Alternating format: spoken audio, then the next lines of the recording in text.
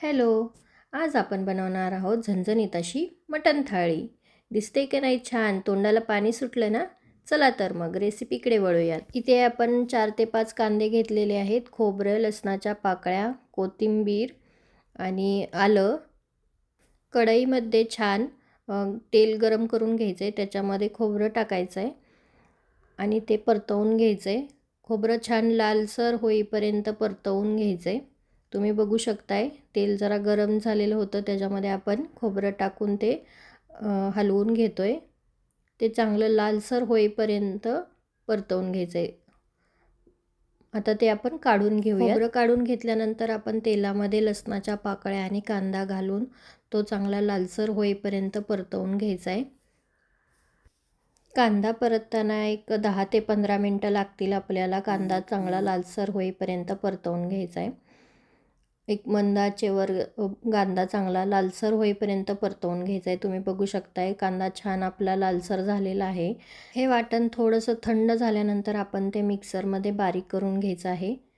बारीक केल्यानंतर आपण ते गरम तेलामध्ये टाकून लाल आणि थोडंसं परतवून घ्यायचं आहे, जोपर्यंत त्यातलं आपलं पाणी जात नाही. पाणी पूर्णपणे त्यातलं काढून घ्यायचं आहे आणि त्यात वाटणाला आपल्या चांगलं तेल सुटलं पाहिजे इथपर्यंत ते आपण परतवून घ्यायचं. वाटण छान मंद गॅसवरती आपण परतवून घ्यायचं आहे.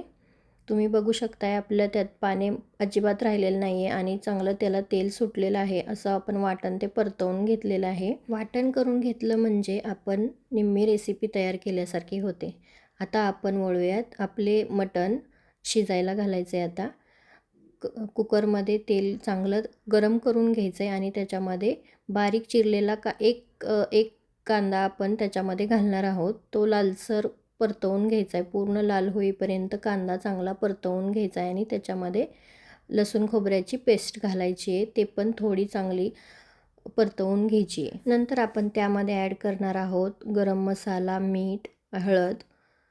ते आपण त्या ह्याच्यामध्ये टाकून घ्यायचं आहे. कांदा लसूण खोबऱ्याच्या पेस्टमध्ये चांगलं हलवून घ्यायचं आहे. ते चांगलं परतवून घ्यायचं आहे. गरम मसाला आपला गरम मसाला म्हणजे आपले ते सगळे खडे मसाले असतात ते आपण बारीक करून घेतलेले आहेत. त्याच्यामध्ये धने पण आहेत.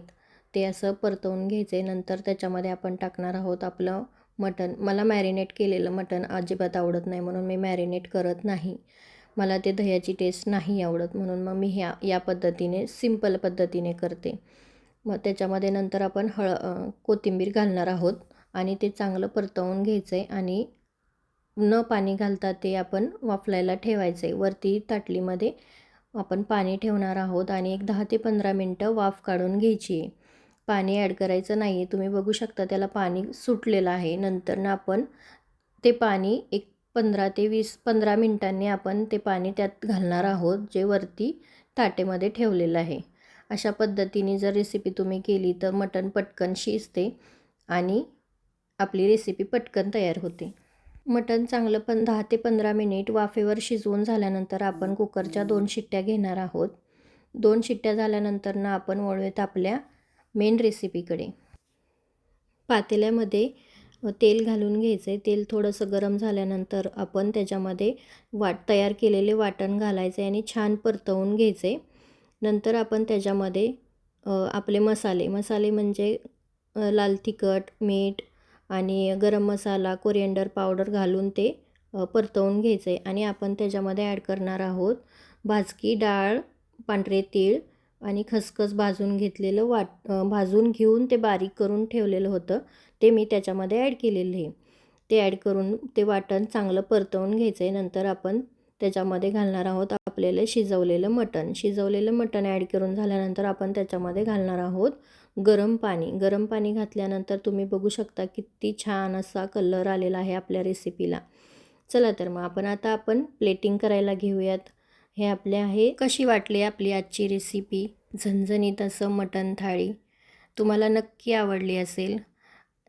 रेसिपी नक्की आवडली असेल तर माझ्या चॅनलला सबस्क्राईब करा आणि अशाच नवनवीन रेसिपीसाठी मला फॉलो करा.